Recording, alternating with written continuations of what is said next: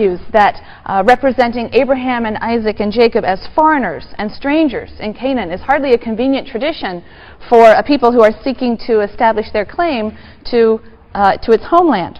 And if this myth of origins were the fabrication of a later writer, then surely they would have written the story in such a way as to give their ancestors a less tenuous hold or connection to the land. He also notes that some of the material in the patriarchal stories would be offensive to later religious sensibilities. Jacob is married to two sisters simultaneously. That is something that is explicitly forbidden in the book of Deuteronomy. So why wouldn't a later writer have cleaned up this ancestral record if this were in fact something composed at a later period?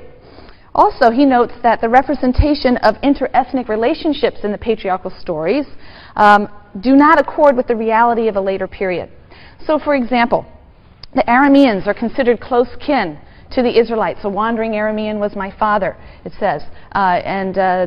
Spouses are always chosen, daughters for sons are always chosen by going back to the Aramean people and choosing someone from close kin. But in the period of the monarchy, right, so that's going to be after 1000, in the period of the monarchy, there were very poor relations with the Arameans. They were bitter enemies. So why, according to scholars like Sarna, would a biblical author from that period portray the Arameans as close kin, unless they